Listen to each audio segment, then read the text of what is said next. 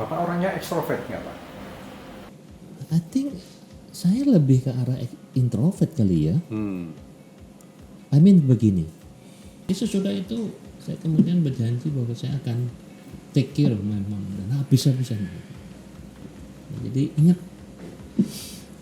kalau masih punya papa dan mama, ingat gitu.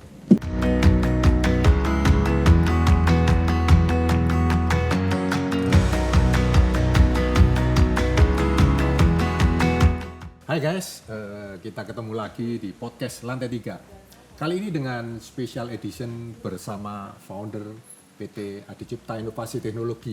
Mungkin banyak orang yang belum tahu sosok dari beliau karena beliau selalu bertapa di pegunungan mana dan kita nggak pernah ketemu beliau. Jadi jarang sekali ketemu. Nah, kali ini kita undang beliau dan waktu yang kita setting waktu ini sudah kira-kira 3 tahun lalu dan baru beliau punya waktu sekarang ini. Saya akan perkenalkan nanti namanya Pak Guntur Gosali.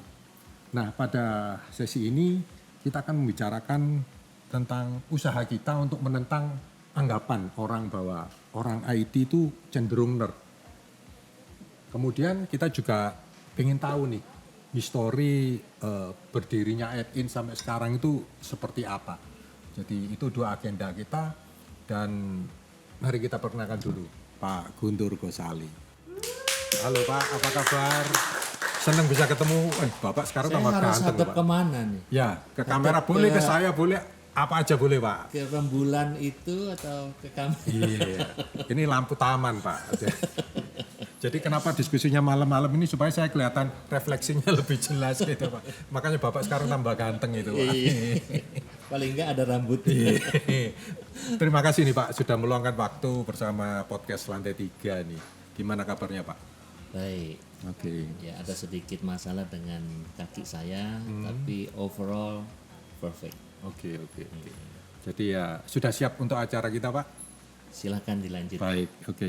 Jadi kita berusaha untuk menentang pandangan orang nih tentang anggapan bahwa orang IT itu nerd.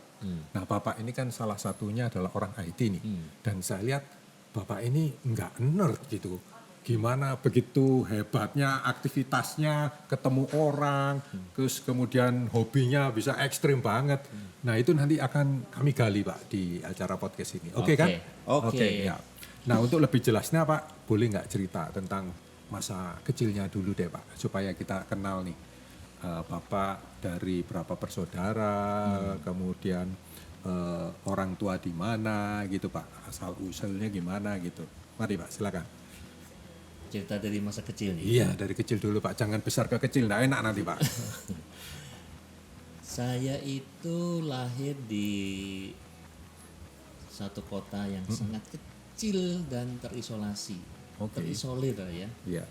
Jadi itu namanya Kota Baru Pulau Laut. Itu adanya di ujung tenggara Pulau Kalimantan. Oke. Ya. Jadi saya lahir di sana, tapi tidak besar di sana. Saya hanya sampai kelas 3 SD. Kemudian saya disekolahkan di Surabaya. Karena di pulau itu tidak ada sekolah yang cukup bagus ya, menurut keluarga saya waktu itu. Jadi sekitar tahun berapa ya? Tahun 73 saya dipindahkan ke Surabaya. Tetapi keluarga saya tetap ada di Kota Baru. Ya saya dilahirkan di sana sampai dengan SD, sekitar SD kelas 3 begitu, dari keluarga yang ya kekurangan tidak, berlebihan tidak. Jadi saya punya 6 bersaudara, termasuk saya 7. Jadi saya punya 3 orang kakak perempuan, 3 orang kakak laki-laki. Berarti Bapak yang paling bontot nih? Nah saya yang paling bontot. Nah kebetulan antara saya dengan kakak saya yang paling kecil itu cukup jauh jaraknya, 6 tahun. Ya. Jadi kalau ceritanya katanya saya ini sudah tidak di-expect lagi. Jadi harusnya pabriknya sudah tutup. Ya. Tapi ternyata ada order masuk belakangan gitu ya, yang tidak diduga, akhirnya brojol lah saya. Nah kemudian Saya di sekolah di sana. Tadi saya sudah cerita, orang tua melihat bahwa sekolahan di sana itu kurang bagus lagi. Jadi memang secara umum rata-rata mereka yang berusaha di pulau itu menyekolahkan anaknya kalau tidak ke Banjarmasin atau ke Surabaya. Jadi dari umur 10 tahun saya sudah pisah dengan orang tua saya. Apakah itu berarti hubungannya jadi jauh atau? Jadi jauh. Oke. Nah, jadi dulu tidak ada pesawat terbang. Ya. Jadi untuk menempuh perjalanan dari Kota Baru ke Surabaya itu kita harus pakai kapal barang. Ya sayang, nanti mungkin bisa dicarikan ya, kapal barangnya seperti apa. Itu 3 hari 3 malam. 3 hari 3 malam dari Kota Baru ke Surabaya. Jadi tidak ada kapal penumpang dulu. Jadi kalau kita bicara kapal barang itu ya hanya kapal, palka tempat menaruh barang ya. Kemudian tempat jurumudi. Kemudian di belakangnya itu biasanya ada kamar kapten.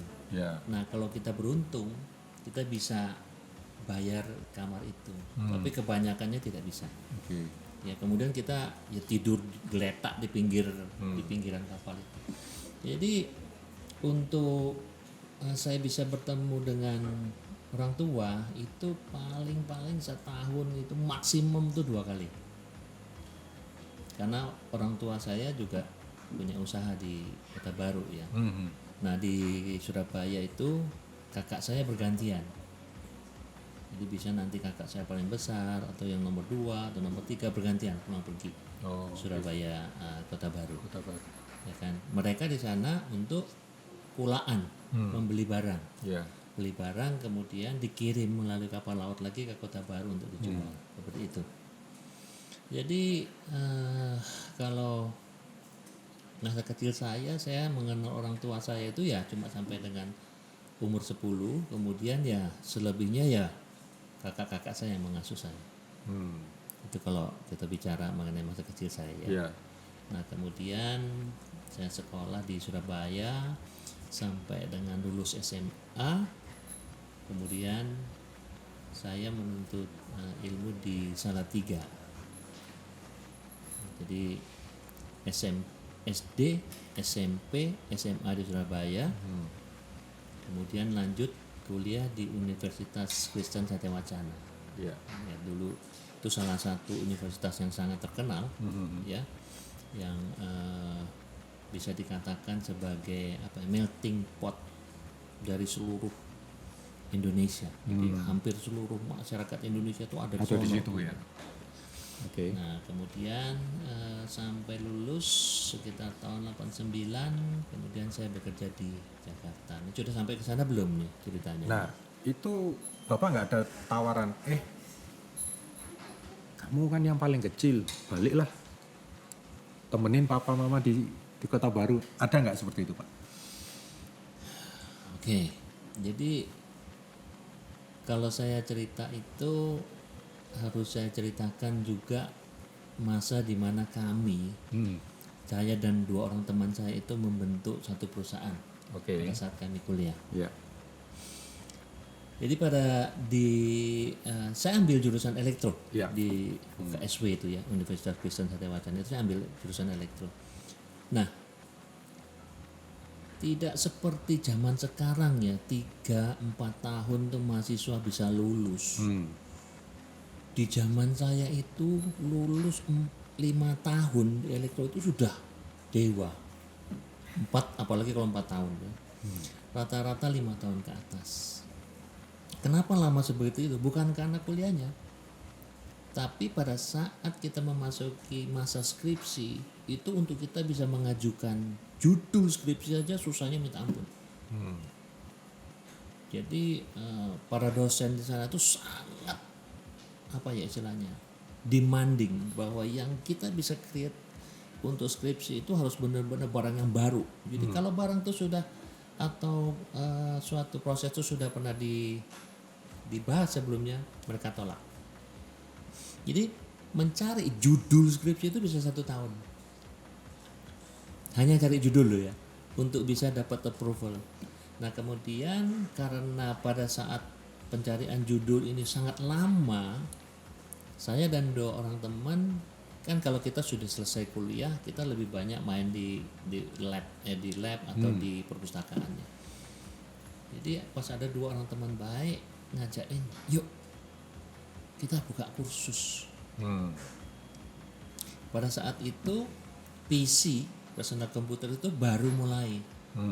Jadi dulu ada lembaga pendidikan komputer namanya Widya Loka, nggak tahu anak-anak sekarang sudah nggak pernah dengar ya. Betul. Tapi dulu itu sangat Besar luar biasa Widya Loka itu. Nah di Salatiga tidak ada, sama sekali tidak ada.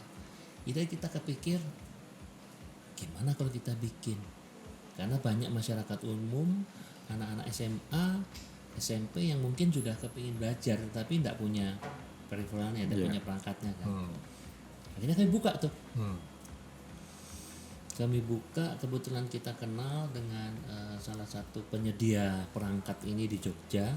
Pada saat kita lagi kerja praktek kita kenal mereka, kita mau ngajukan kredit dan akhirnya kita buka di Salatiga bertiga. Itu jadi pada saat masa skripsi berjalan cukup baik. Keluarga juga senang karena masih kuliah sudah bisa menghasilkan uang. Itu kredit ya, kita kredit ke bank, kita bisa cicil kreditnya, kita juga bisa melunasi biaya sewa, biaya renovasi segala macam, dan bahkan kita sempat membayar pengajar. Awal-awal kita lakukan sendiri, kita ngajar sendiri, kita ngepel sendiri, ya kan, kita jaga malam sendiri, gitu. Tetapi karena keasikan akhirnya kita lupa bahwa yang namanya skripsi itu ada tenggat waktunya. Iya. Nah di sana kemudian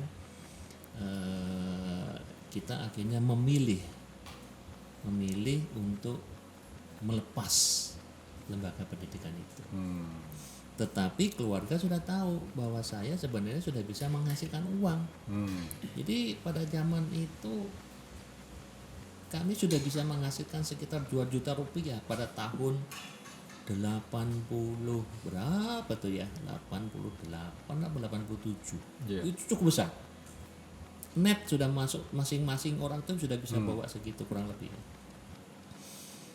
Nah, kemudian kita selesaikan skripsi, selesai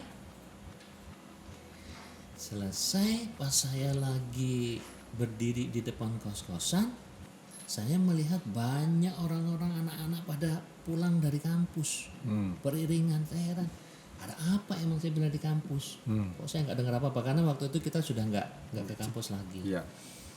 Nah kemudian mereka bilang, oh di kampus lagi ada rekrutmen katanya. Ini ceritanya perusahaan sudah kita jual karena kita harus menyelesaikan skripsi. Dan saya belum dapat kerjaan waktu itu, tapi skripsi sudah hampir selesai. Terus akhirnya saya iseng datang ke kampus. Sampai di kampus ternyata sudah selesai tuh rekrutmen itu. Saya ingat saya minta tolong, saya bilang Bu dikasih kesempatan, saya bilang. Akhirnya saya ikut dan ternyata lolos, selesai kuliah, beres ya kan, lolos. Saya sampaikanlah ke orang tua, ke keluarga. Ribut. Kenapa ribut? Jadi keluarga saya itu, papa saya itu salah satu dari 7 bersaudara juga. Ya. Semuanya itu berdagang. Jadi kalau kita bicara masyarakat Tionghoa dulu itu mostly berdagang. Legacy gitu ya, Pak. Kemudian anak-anaknya dari seluruh keluarga orang tua saya semua pedagang. Jadi pada saat itu yang sampai dengan kuliah dan lulus tuh saya saja pada saat itu. Jadi istilah bekerja itu tidak pernah ada di keluarga saya. Di keluarga kecil saya, di keluarga besar saya itu tidak ada. Ini menentang kitanya ini sekarang ya. Ya, karena bagi mereka saya dikuliahkan itu untuk pulang, melanjutkan, dan itu adalah cara pikir orang-orang tua pada saat itu pada umumnya ya. Jadi dikuliahkan, disekolahkan untuk pulang dan meneruskan usaha keluarga. Sama saya juga. Jadi begitu saya sampaikan ide saya akan ke Jakarta untuk bekerja, wah ribut. Saya langsung disidang,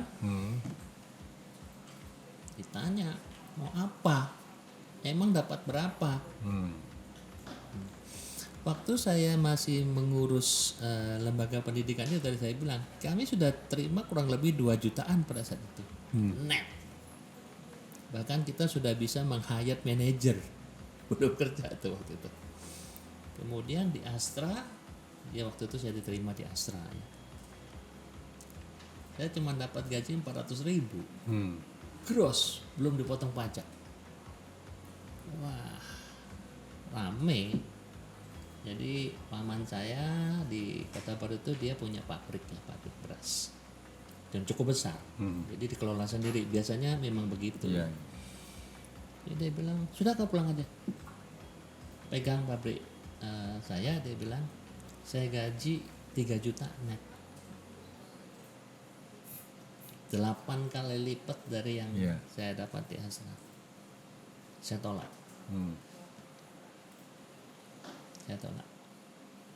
Saya bilang saya kepingin belajar. Wah ramai udah pada saat itu. Nah tentu yang menjadi pertanyaan, kenapa kok saya tolak ya? Kenapa kok dikasih gaji sebesar itu, jauh lebih kecil daripada yang saya dapatkan sekarang? Kenapa kok saya tolak? Jadi ceritanya waktu itu pada saat kami bertiga mengelola, kita sebut aja perusahaan ya, lembaga pendidikan, meskipun itu lembaga kursus, tapi itu berupa PT. Pada saat kita mengelola itu, kami bertiga, tiga-tiganya itu jabatannya sama. Jadi kartu nama kita buat tuh sama, Managing Director.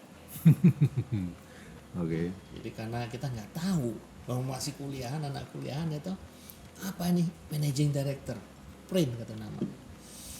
Nah waktu saya diundang untuk interview di Jakarta, saya ketemu dengan Managing Director juga. The real Managing Director. Jadi mirip seperti gini ya, Nah itu waktu itu ibu-ibu, ya dia yang interview saya. Jadi begitu ketemu, second kan, saling tukar kartu nama tuh. Dia kasih saya kasih dia.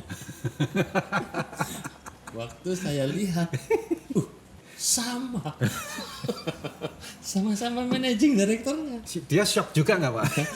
Saya dia salah interview. Dia mungkin nggak shock ya, dia mungkin ketawa mungkin gitu ya. Ya sudah, saya shock. Saya shock. But I don't know at that time bahwa managing director itu apa. Really don't know. Jadi nggak ngerti yang namanya ranking di pekerjaan di perusahaan itu, we don't know.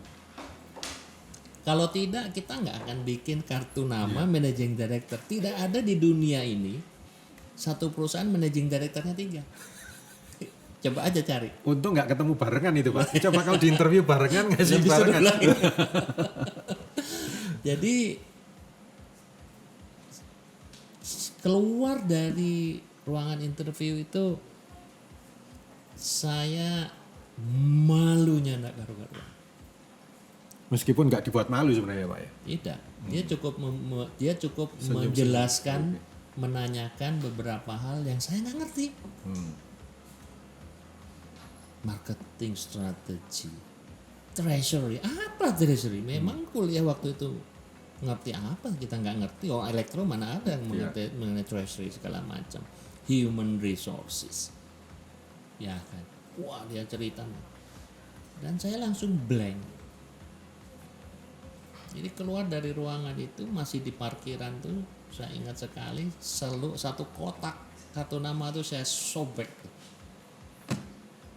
Saya sobek-sobek itu masih di parkiran di perusahaan tuh, di Kebon Sirih tuh. Saya sobek-sobek sampai kecil-kecil.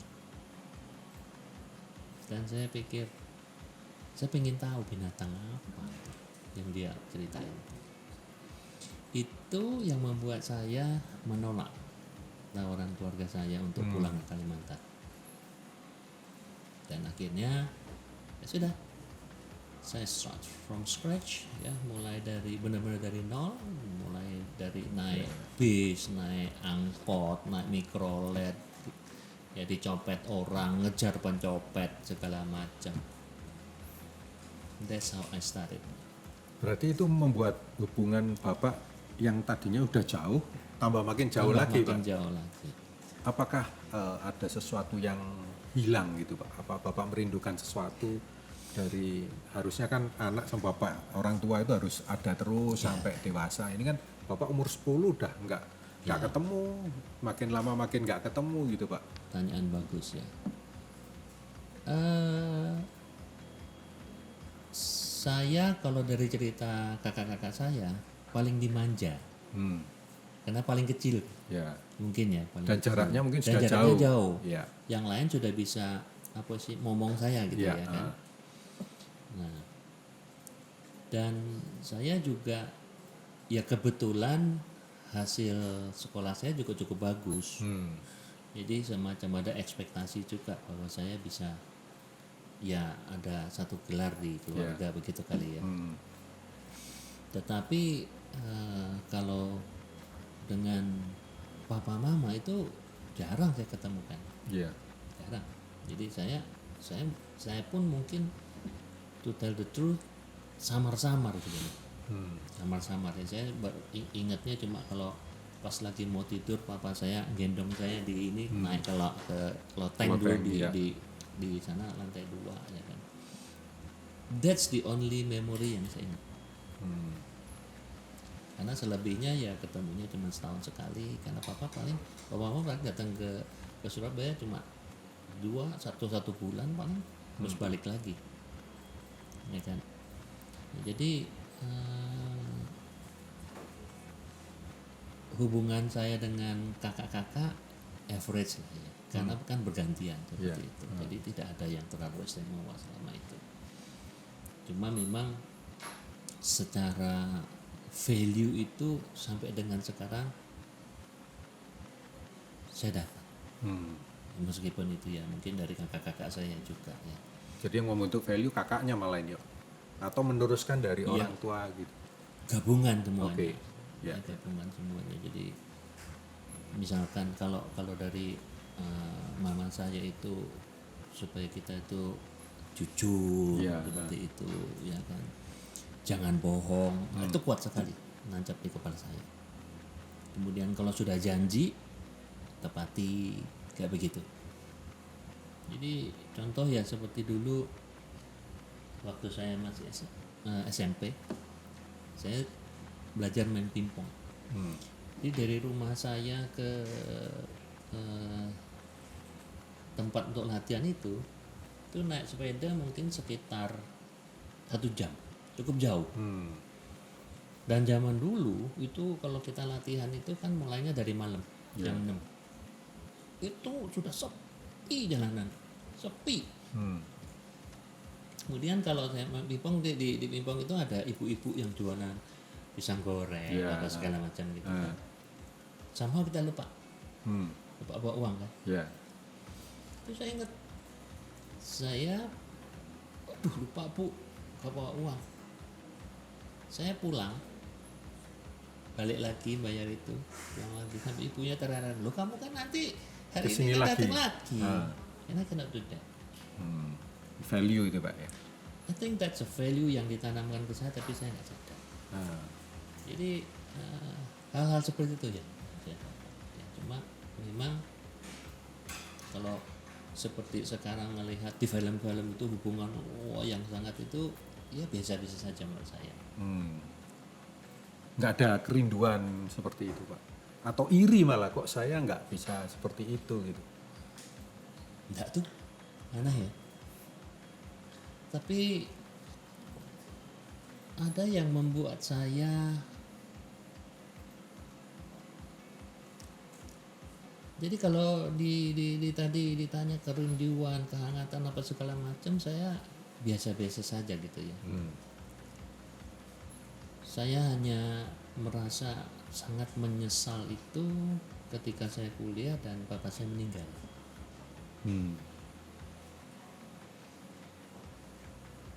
Ini mungkin apa ya, nggak tahu juga, kerinduan atau apa yang tidak benar ya. Jadi pada saat saya masih kuliah saya diberitahu bapak sakit dan segala macam, akhirnya nggak ada.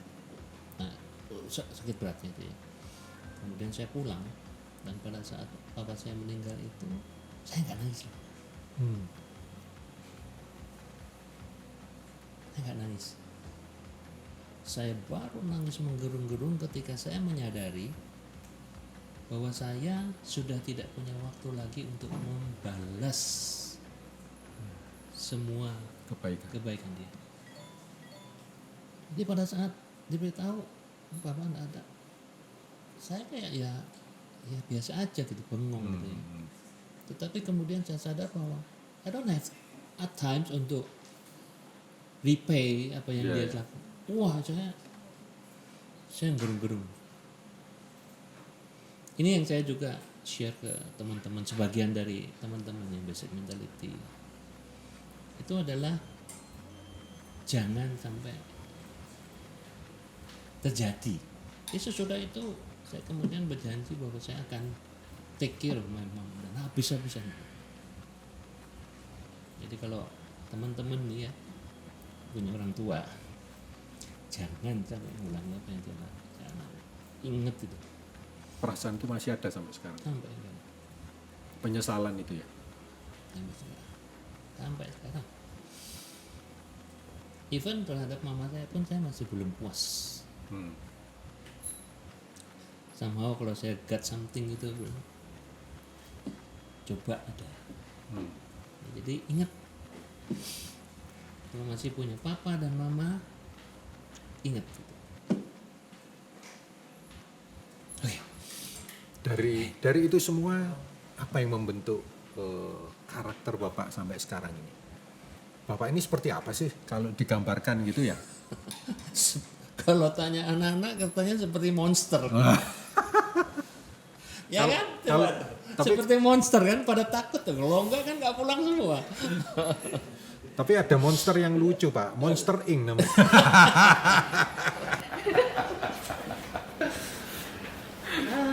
Saya tidak, apa ya, sebenarnya lebih tepat kalau orang lain yang menggambarkan saya ya. Mungkin saya orangnya keras ya, katanya juga tegas gitu. Tapi sebenarnya saya hanya merasa bahwa apa yang saya katakan itu saya akan berusaha untuk menjalaninya. Nah, jadi ya misalkan saja hal yang selama ini saya coba pegang erat, integritas ya. Kemudian ya kalau ngomong A ya lakukanlah A. That's also a commitment ya. Jadi kalau kita bicara mengenai kita punya core value, Edwin punya core value, I think itu juga terrefleksi terrefleksi atas apa yang saya inginkan terhadap diri saya untuk saya lakukan. Mungkin itu kali ya. Bapak orangnya ekstrovert nggak Pak? I don't know. Kalau menurut kamu gimana? Kalau Bapak sendiri merasa enjoy nggak sendirian, menikmati sesuatu sendirian, di dalam kamar sendiri dalam waktu lama, nonton sendiri, enjoy nggak? Atau kehilangan? Kalau kita bicara, I think saya lebih ke arah introvert kali ya. I mean begini, kalau I think ya kalau kita bicara mengenai orang yang ekstrovert, ya, saya mungkin menganalogikan begini-gini deh. Contoh kalau kita ke dokter, dokter, kemudian kanan kiri banyak orang tuh antri, Ya. ya kan harus nunggu, wah, kursi banyak segala macam, orang kanan kiri depan belakang gitu ya. Saya kecenderungan akan lebih duduk dan buka HP, Oke. ya. Kalau yang extrovert mungkin ya, dia akan, bu, begitu kali ya, Iya, kayak oke. kamu mungkin lebih seneng gangguin orang kanan kiri gitu kan. Iya. Yang cakep-cakep ya. Nah, katanya Yang jelek cakep enggak. ya. Jadi Oke. ya, mungkin lebih cenderung sana, tetapi tidak terlalu parah dalam artian ya. Apalagi setelah saya menyadari bahwa ternyata menegur orang itu membuat kita happy. Hmm. Itu ada researchnya. Oke. Pertanyaan tadi sebenarnya untuk menjembatani bahwa ya Bapak ini kan orang IT gitu kan Pak? Mm-mm. Berarti apakah memang ada kecenderungan bahwa orang IT itu ya itu tadi nerd tadi gitu Pak? Jadi memang masih ada dalam satu apa ya istilahnya gitu ya genre yang benar gitu, mengamini gitu Pak? Kalau kita bicara pure orang IT, rasanya kecenderungan memang introvert. Oke. Kecenderungan ya. Iya. Itu sebenarnya saya tidak tahu ada penelitian atau tidak, tetapi secara logika bisa dijelasin. Apa Pak? Dasarnya apa logikanya? Orang-orang yang bergerak di apa istilahnya ya, STEM, science, teknologi, apalagi itu ya, engineering kalau nggak salah, Iya, iya. kemudian math, ya, itu mereka banyak menggunakan logika, Iya, otak kiri. ya. Hmm. Jadi yang namanya feeling Agak diabaikan. agak diabaikan. Porsinya Jadi jauh. mereka banyak menggunakan logika. Kita Oke. berbicara dengan matematik, bla bla bla seperti itu. Dan orang-orang seperti itu yang dicap atau dikategorikan sebagai orang pinter, Oke. ya kan? Ya. Kalau orang yang pinter di apa namanya di hukum segala macam, di sastra, saya nggak pernah lihat mereka disebut jenius gitu loh. Ya kan, jenius sastra, jenius pantun, jenius Iya. nyanyi segala macam.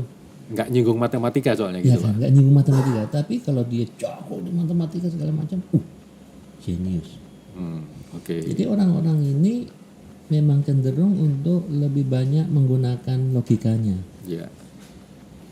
Nah, mereka tidak terlalu suka atau lebih senang berhadapan dengan hal-hal yang ya itu, sains, teknologi dan sebagainya. Jadi kalau menghadapi orang mereka cenderung kurang, cenderung ya katakan ya. Ya. Tapi memang kalau kita lihat ya memang ke arah sana sih. Nah kalau saya sendiri dulu waktu saya kuliah nggak tahu ya, zaman angkatan saya rasanya kalau ditanya kamu kenapa kuliah gitu, kebanyakan mungkin karena orang tua, karena lingkungan, karena teman-teman. Teman ya. Saya dulu ambil elektro because I don't know yang lainnya. Yang pasti hukum nggak suka, kemudian sastra nggak suka.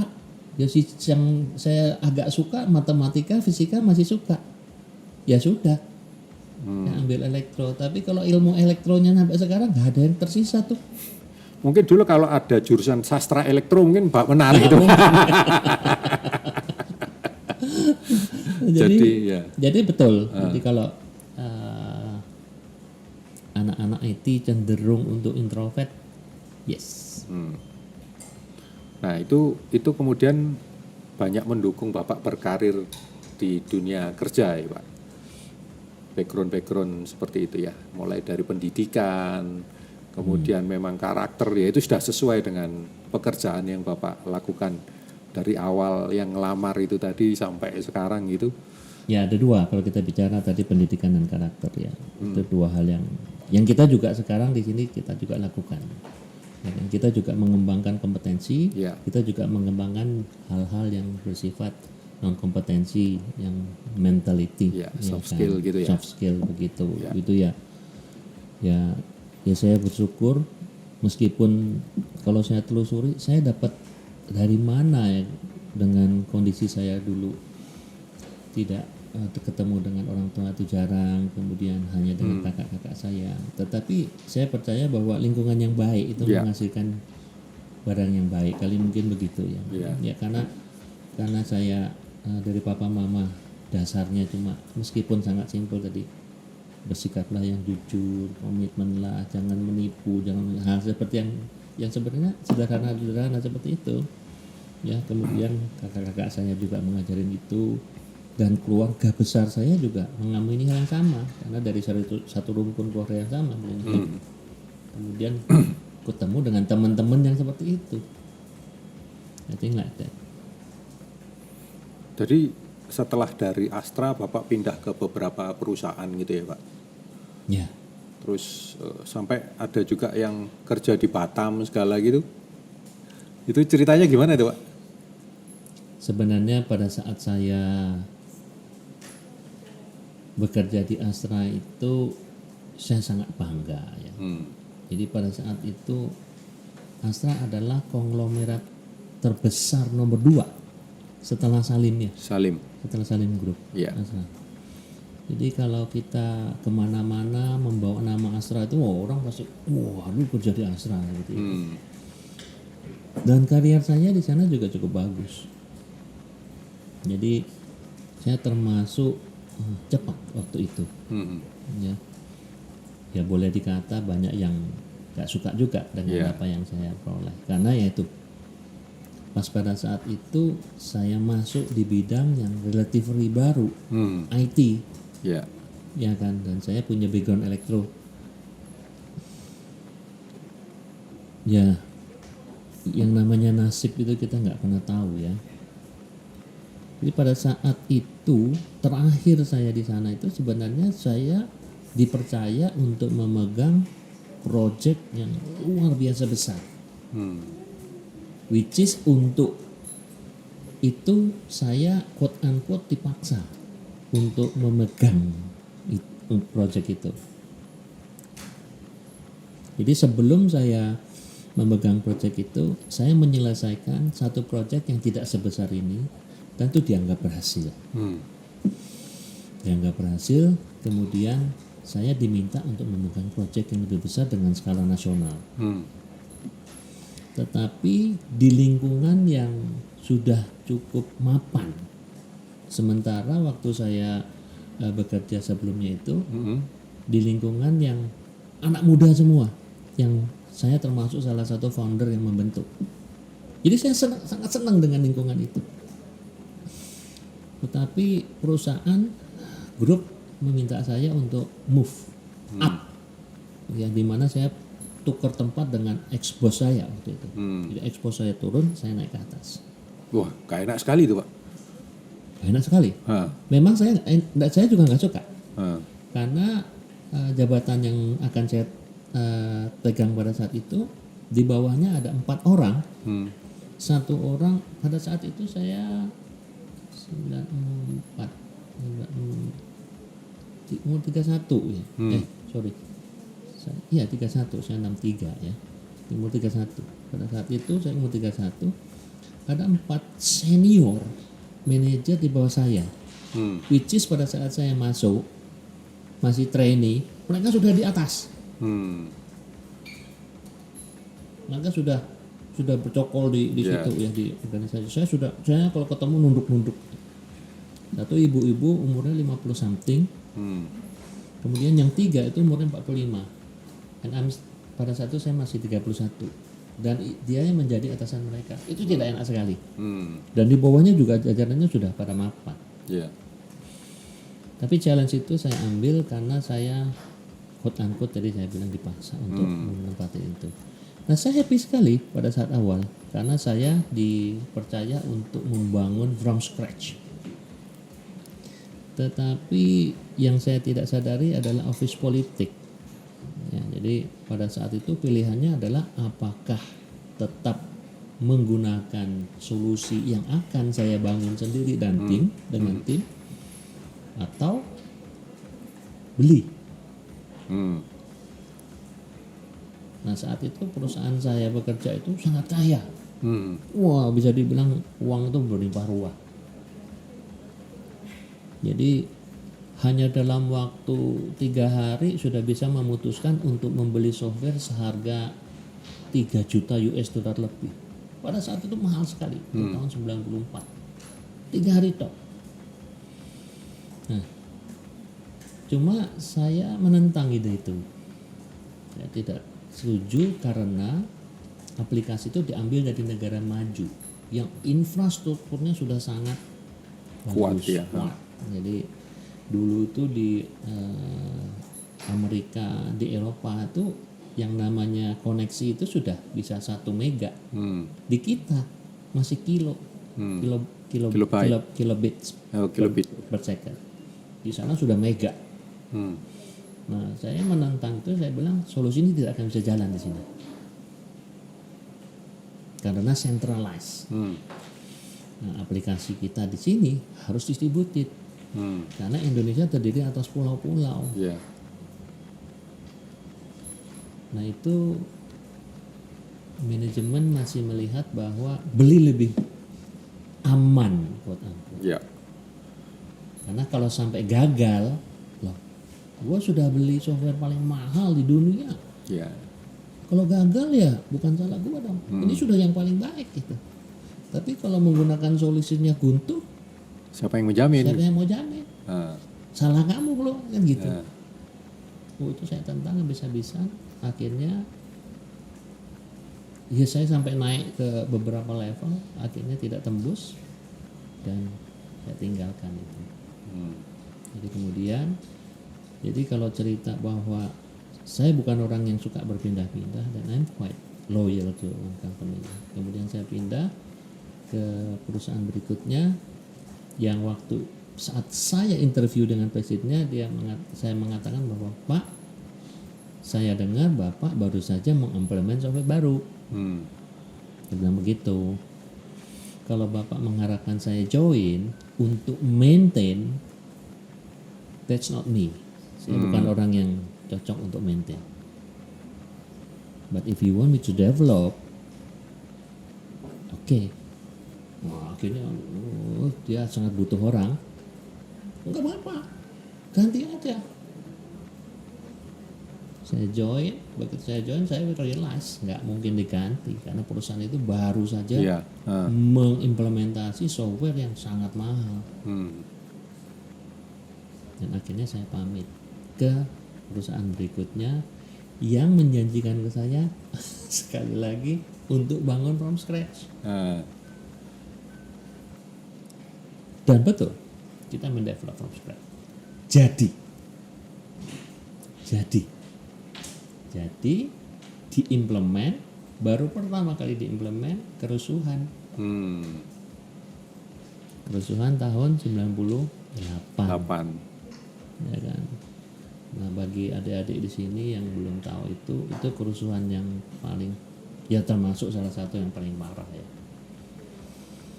Sampai setiap hari itu isu yang kita dengar kanan kiri itu adalah perusahaan bangkrut, bank bangkrut, kemudian orang di fired atau di PHK, teman kanan kiri, istrinya di PHK, suaminya di PHK.